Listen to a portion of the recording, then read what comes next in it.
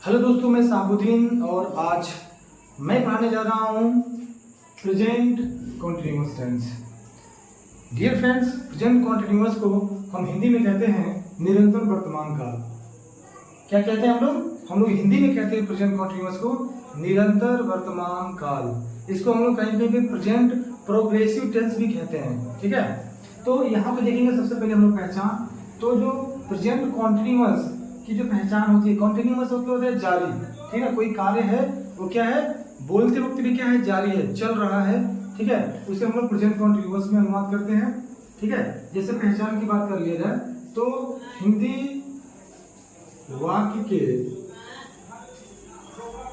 क्रिया के अंत में रहा है, रही है, रहे हैं इत्यादि आता है। ठीक है, इत्यादि आता है।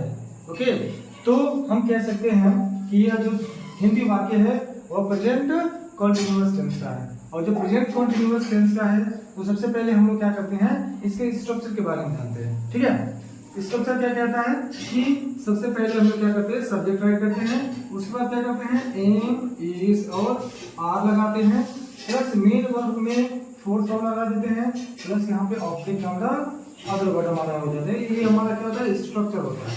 क्या होता है हमारा, ये स्ट्रक्चर होता है। ओके, अब ये मैटर करता है कि कहाँ पे इज लगेगा, कहाँ पे आर लगेगा, कहाँ पे एम लगेगा। ठीक है, तो जब हम लोग इज की बात करते हैं, ठीक है, इज की बात करते हैं तो हम कहते हैं ही के साथ इज लगा देते हैं, सी के साथ इज लगा देते हैं, ईट के साथ इज लगा देते हैं, नाउन रहता है तो नाउन के साथ लगाते हैं, योर ब्रदर रहता है तो योर ब्रदर के साथ लगा देते हैं।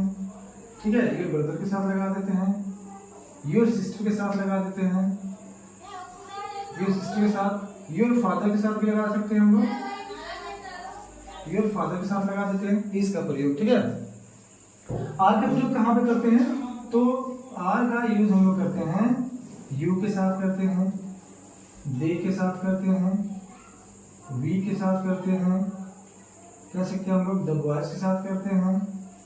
ठीक है, ये हम लोग कह सकते हैं योर ब्रदर्स के साथ कर सकते हैं, योर ब्रदर्स, योर सिस्टर्स के साथ कर सकते हैं हम लोग आर का प्रयोग। और जो एम का प्रयोग होता है वो केवल और केवल जो हमारा सब्जेक्ट होता है आई, इसी के साथ हम लोग क्या करते हैं, एम का प्रयोग करते हैं। क्या करते हैं, एम का प्रयोग करते हैं। ठीक है, तो एक बार और आते हैं हम लोग कि स्ट्रक्चर पे आते हैं। तो स्ट्रक्चर क्या कहता है, सबसे पहले सब्जेक्ट एम इज आर लगाना है सब्जेक्ट के अनुसार, उसके बाद मेन वर्ब में फोर्थ फॉर्म का प्रयोग करना है और यहाँ लिखना है object under other word. Okay, तो सबसे पहले हम लोग करेंगे अफर्मेटिव सेंटेंस की बात करेंगे, साधारण वाक्य की बात करते हैं। तो ये साधारण वाक्य का हमारा स्ट्रक्चर यहाँ पे लिखा गया है। ठीक है, जैसे हम लोग कहा गया है कि मैं खा रहा हूँ, मैं खा रहा हूँ, तो क्या हो जाएगा यहाँ पे, he is eating। Okay, he is eating। अब यहाँ पे देखेंगे कि हमारा ही सब्जेक्ट है, इसलिए यहाँ पे क्या लगा दिया, इज लगा दिया। ठीक है, यहाँ पे क्या कर दिया, मेन वर्ब का फोर्थ फॉर्म, खाना क्या है हमारा, मेन वर्ब है, और मेन वर्ब में आईएनजी लगाना था तो आईएनजी भी लग गया। अब यहाँ पे लिखा हुआ है क्या, object on the other word. Object on the other word तो है नहीं, तो हम चाहे तो ऑब्जेक्ट भी जोड़ सकते हैं। जैसे इसी सेंटेंस में कहा जाए कि he is eating a mango, he is eating a mango। अब यहाँ पे क्या हो गया, ऑब्जेक्ट हमारा आ गया। ठीक है, अदर वर्ड भी हमारा आएगा तो अदर वर्ड भी हो जाएगा। जैसे चेयर बैठकर हम कह सकते हैं he is eating a mango on the chair, मैं कुर्सी पर बैठकर क्या कर रहा हूँ, आम खा रहा हूँ। ठीक है, तो यही इसकी पहचान होती है। हिंदी वाक्य की क्रिया के अंत में क्या लगा रहता है, रहा है, रही है, तो हम ये समझ जाते हैं कि ये जो हमारा जो सेंटेंस है, जो हमारा वाक्य है हिंदी, वो प्रेजेंट कॉन्टिन्यूअस का है। ठीक है, तो ये हमारा अफर्मेटिव सेंटेंस था। जैसे यहाँ पे था ही इज ईटिंग और यहाँ पे ऑब्जेक्ट के साथ हम लोगों ने कर दिया he is eating a mango. Okay, अगर नेगेटिव सेंटेंस आएगा तो क्या करेंगे, तो सिंपल सी बात है, नेगेटिव सेंटेंस आएगा तो पहले सब्जेक्ट राइट कर देना है, उसके बाद क्या करना है, एम, इज और आर लगा देना है, उसके बाद क्या करना है, नॉट लगा देना है, उसके बाद मेन वर्ब का fourth form plus object on the other verb. किसके लिए, नेगेटिव सेंटेंस के लिए। ठीक है, तो ये हमें पता हो ही गया है कि इसका प्रयोग किसके साथ होगा, ही के साथ होगा, इसका प्रयोग किसके साथ होगा, सी के साथ होगा, ईट के साथ होगा। कोई नाउन है, अब नाउन कुछ भी हो सकता है क्योंकि नाउन का डेफिनेशन ही होता है a noun is name of anything, जैसे सीता, गीता, अनीता, राम, श्याम, ये सब का सब क्या है, नाउन है। तो नाउन भी यदि आता है हमारा सब्जेक्ट के रूप में तो इसका प्रयोग करेंगे। अगर योर ब्रदर एक वचन में आता है, केवल एक की बात करते हैं, ओनली वन की बात करते हैं, वहां भी हम लोग क्या करेंगे, हेल्पिंग वर्ब इज लगाएंगे। अगर योर सिस्टर आता है, तुम्हारी बहन, तो यहाँ भी सिस्टर क्या थर्ड पर्सन का सिंगुलर सब्जेक्ट है और एक है, ओनली वन है, तो यहाँ पे क्या लगा देंगे, इज लगा देंगे। और आर का यहाँ पे कॉन्सेप्ट समझा दिया कि आर कहाँ पे लगेगा, तो आर दे के साथ लगेगा। दे मतलब वे या वे लोग, यू मतलब आप या आप लोग, तुम या तुम लोग, ठीक है। योर सिस्टर्स की बात आ जाएगी, यानी बहनें जो हो रही हैं यहाँ पे वो एक से अधिक हो जा रही हैं, तो वहां पे आर लग जा रहा है। योर ब्रदर्स हो जा रहा है, यानी भाई जो है वो भी क्या हो गया, यहाँ पे एक से अधिक हो गया, तो यहाँ पे क्या लग जा रहा है, हमारा आर लग जा रहा है। बॉयज लड़के हैं, बॉय मतलब हो गया ओनली वन, बॉयज मतलब क्या हो गया, मोर देन वन, तो जहां पे मोर देन वन होगा वहां पे हम लोग क्या करेंगे, आर लगाएंगे। और एक जगह सब्जेक्ट हमारा जो मिलेगा आई ओनली वन, तो हम वहां पे लगा देते हैं एम, यानी एम कह सकते हैं कि एकलौते आई के लिए ही प्रयोग किया जाता है, ठीक है। यहाँ पे नेगेटिव स्ट्रक्चर भी है, तो नेगेटिव स्ट्रक्चर बस नॉट लगा देना है। जैसे मैं अंग्रेजी बोल रहा हूँ तो क्या हो जाएगा, आई एम स्पीकिंग इंग्लिश, और नेगेटिव सेंटेंस बनाना होगा तो मैं अंग्रेजी नहीं बोल रहा हूँ, बस नेगेटिव वर्ड राइट कर देना है। तो मैं अंग्रेजी नहीं बोल रहा हूँ, क्या हो जाएगा, आई am not speaking, I am not speaking, क्या बोल रहा हूँ भाई, इंग्लिश बोल रहा हूँ, आई am not speaking English, I am not speaking English. अब यहाँ पे देखेंगे आई है, आई के साथ क्या लगा दिया, एम, आई के साथ एम लग गया, नॉट है, नॉट लगा दिया, कोडिंग स्ट्रक्चर, स्पीकिंग है, मेन का फर्स्ट फॉर्म, मेन का फर्स्ट फॉर्म लग गया, और यहाँ पे ऑब्जेक्ट रख दिया हमारा इंग्लिश, इंग्लिश हमारा ऑब्जेक्ट हो गया, ठीक है। ये हमारा नेगेटिव सेंटेंस था।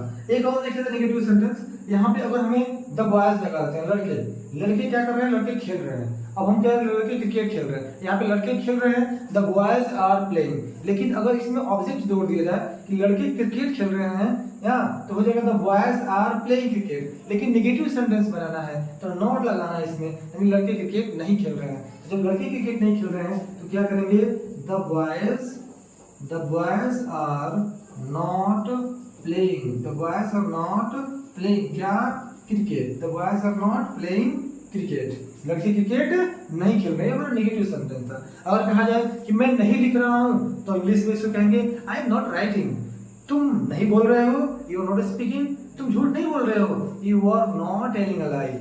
इट्स अ वेरी सिंपल, बहुत आसान है, बस ये समझना है कि जो हेल्पिंग आर लग रहा है, जो हेल्पिंग इज लग रहा है, जो हेल्पिंग वर्ब हमारा एम लग रहा है, वो कौन से सब्जेक्ट के साथ लगेगा, ये हमें बस इसी चीज को देखना है। उसके बाद हमारा अफर्मेटिव हो या नेगेटिव हो, इंटरोगेटिव, आसानी से सेंटेंस को बना सकते हैं, अंग्रेजी में अनुवाद कर सकते हैं। It's very simple, okay. और मैं एक बात और बता दूं कि टेंस क्या करता है, टेंस जो हमारी मदद करता है स्पीकिंग करने में, इंग्लिश बोलने में मदद हमारी करता है। जब हम कम्युनिकेशन करते हैं तो हम हिंदी में सोचते हैं और क्या करते हैं, हम उसे अंग्रेजी में कन्वर्ट करते हैं, कन्वर्ट करके हम उसको स्पीक करते हैं, बोलते हैं, दैट इज योर स्पीकिंग, वही हमारी स्पीकिंग होती है, that is your English language, वही हमारी अंग्रेजी भाषा है, ठीक है। अब हम चलते हैं थोड़ा सा इंटरोगेटिव की बात कर लेते हैं। तो फ्रेंड्स अगर इंटरोगेटिव की बात करते हैं, ठीक है, तो इंटरोगेटिव जो सेंटेंस हमारा होता है, ठीक है, इंटरोगेटिव सेंटेंस, ठीक है, इंटरोगेटिव सेंटेंस। तो इंटरोगेटिव सेंटेंस हमारे टू पार्ट्स के होते हैं, दो पार्ट्स में हम लोग समझ सकते हैं इसको। एक हमारा होता है एस नो, क्या होता है, एस नो टाइप, क्या होता है भाई, एस नो टाइप होता है। दूसरा क्या होता है, डब्ल्यू एस टाइप होता है, क्या होता है, डब्ल्यू एस टाइप, ठीक है। डब्ल्यू एस टाइप में क्या होता है, डब्ल्यू एस टाइप में क्वेश्चन वर्ड आते हैं, जैसे हाउ, क्या हो गया, व्हाई, वेयर, ठीक है, व्हाट, इटीसी कर लेते हैं, ये हमारे आते हैं, ठीक है ना। लेकिन जब ये आते हैं तो बीच में आते हैं, in the middle of the sentence कर सकते हैं कि in the middle of the sentence, in the middle of the sentence, यानी यह सेंटेंस के क्या आते हैं, बीच में आते हैं, in the middle of the sentence, sentence के बीच में आते हैं। अभी एस नो आंसर टाइप जो क्वेश्चन है, ठीक है, ये क्या होते हैं, क्या से शुरू होते हैं। हिंदी वाक्य देखा जाएगा तो ये क्या से शुरू होते हैं, ठीक है, क्या से शुरू होते हैं, और इसका आंसर हम लोग करते हैं या तो एस में करते हैं या तो नो में करते हैं। इसलिए इसका जो नाम हम लोग रखते हैं टाइप 1 का, ठीक है, तो हम लोग करते हैं क्या, टाइप 1 में yes no answer type question होता है। ये सेंटेंस क्या से शुरू होता है। अच्छा, क्या से शुरू होता है, ठीक है, तो यही जो एम इज आर है, ठीक है ना, सब्जेक्ट के जो इसको बाहर लेके चले जाते हैं, ठीक है। तो सबसे पहले स्ट्रक्चर की मदद से मैं बता दूं आप लोगों को। तो यहाँ पे सबसे पहले हम क्या करते हैं, एम राइट करते हैं, फिर होता है इज, फिर हम लोग करते हैं आर, ठीक है। उसके बाद हम लोग राइट करते हैं सब्जेक्ट। नॉट रहता है तो भाई नॉट लगा सकते हैं, ठीक है। मेन वर्ब में फोर्थ फॉर्म का प्रयोग करते हैं और प्लस यहाँ पे ऑब्जेक्ट अंदर अदर वर्ड, और लास्ट में क्या होता है क्वेश्चन मार्क, क्योंकि ये इंट्रोगेटिव सेंटेंस है। आप लोग जानते हैं कि इंट्रोगेटिव सेंटेंस के लास्ट में क्या होता है, क्वेश्चन मार्क ही होता है, sign of interrogation, and it is very important, it is very essential, बहुत ज्यादा एसेंशियल है। अगर आप सेंटेंस बना लिए इंग्लिश में और if you forget to write down, if you forget to put question mark at the end of the sentence, अगर आप सेंटेंस के लास्ट में क्वेश्चन मार्क राइट करना भूल जाते हैं, लिखना भूल जाते हैं, तो सेंटेंस आपका गलत माना जाएगा according to rule and regulation of grammar. Grammar के रूल और रेगुलेशन के अनुसार अगर यहाँ पे आप क्वेश्चन मार्क भूल जाते हैं तो सेंटेंस आपका गलत होगा, ठीक है। एक बार और शब्द देखते हैं। पहले अगर जो एस में आंसर टाइप, जो क्या से शुरू होगा, क्या होगा, क्या से शुरू होता है, क्या से शुरू हो तो, क्या से शुरू हो तो क्या करना है, एम इज आर लगाना है सब्जेक्ट के अनुसार। सब्जेक्ट देखना है कि अगर इनमें से कोई सब्जेक्ट है तो आर लगा देना है, इनमें से कोई सब्जेक्ट है तो इज लगा देना है, या ये सब्जेक्ट है तो एम लगा देना है। तो सेंटेंस हमारा यदि कहा जाए कि क्या मैं पढ़ा रहा हूँ, क्या मैं पढ़ा रहा हूँ, तो जब ये आ रहा है क्या मैं पढ़ा रहा हूँ, तो यहाँ पे क्या से शुरू हो रहा है और मैं आ रहा है, तो मैं के लिए यहाँ पे एम लगाते हैं, तो एम को बाहर कर देना है। तो क्या हो जाएगा, एम आई, पढ़ाना क्या होता है, टीचिंग, एम आई टीचिंग, ठीक है। और यहाँ पे क्या होगा, क्वेश्चन मार्क। अगर यही सेंटेंस हो जाए कि क्या मैं अंग्रेजी पढ़ा रहा हूँ, तो सिंपल सी बात है, क्या हो जाएगा, एम आई टीचिंग, टीचिंग क्या, English, am I teaching English, और यहाँ पर हो जाएगा question mark. Am I teaching English क्या हो जाएगा, क्वेश्चन मार्क हो जाएगा। अगर कहा जाए क्या तुम अंग्रेजी सीख रहे हो, तो मैं क्या बोलूंगा, तुम आ गया तो आर को बाहर लेकर आएंगे, तो हो जाएगा आर यू लर्निंग इंग्लिश। क्या तुम अंग्रेजी बोल रहे हो, आर यू स्पीकिंग इंग्लिश। क्या वे लोग खेल रहे हैं, अब वे लोग की बात आ गया, तो यहाँ पे मैंने राइट किया है दे, दे मतलब होता है वे लोग, तो क्या वे लोग खेल रहे हैं, तो दे के साथ क्या लग रहा है, आर को बाहर लेकर आएंगे, तो क्या हो जाएगा, आर दे प्लेइंग। अगर यहाँ पे ऑब्जेक्ट जोड़ दें हम लोग, क्या वे लोग क्रिकेट खेल रहे हैं, तो क्या हो जाएगा, आर दे प्लेइंग क्रिकेट हो जाएगा, ओके। तो मुझे लग रहा है कि आपको ये टाइप 1 समझ में आ गया होगा। अब यहाँ पे एस नो आंसर टाइप, ये बार बार क्वेश्चन दिमाग में उठ रहा होगा कि सर बता रहे हैं कि एस नो आंसर टाइप क्यों नाम पड़ा, एस नो आंसर टाइप क्यों नाम पड़ा।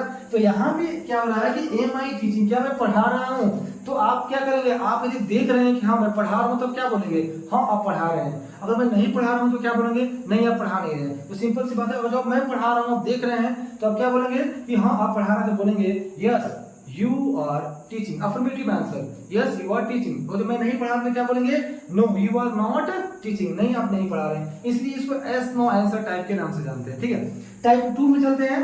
टाइप 2 में क्या है, क्वेश्चन वर्ड है, ये बीच में आते हैं, सेंटेंस जो होता है इसके बीच में आते हैं। जैसे कि आप कब पढ़ा रहे हैं, आप कब पढ़ा रहे हैं, या तुम झूठ क्यों बोल रहे हो, बीच में आ रहा है ना, क्यों कब कैसे आता है। तो सबसे पहले इसकी इंग्लिश लिखते हैं, तो स्ट्रक्चर देखते हैं। तो सबसे पहले लिखेंगे क्वेश्चन वर्ड की इंग्लिश लिखेंगे, उसके बाद क्या करेंगे, एम इज आर, उसके बाद क्या करना है, उसके बाद हमें करना है सब्जेक्ट राइट करना है, ठीक है। उसके बाद हमें नॉट रहेगा तो नॉट लगा लो भाई। उसके बाद मेन वर्ब का फोर्थ फॉर्म लगाना है, ठीक है। उसके बाद क्या करना है, ऑब्जेक्ट अदर वर्ड, ठीक है, ऑब्जेक्ट अदर वर्ड। और यहाँ पे भी लास्ट में क्या होना चाहिए, क्वेश्चन मार्क। यानी टाइप 1 में और टाइप 2 में हमें क्या करना है, ध्यान देना है कि क्वेश्चन मार्क छूटना नहीं चाहिए, ठीक है ना, हिंदी में और इंग्लिश दोनों में।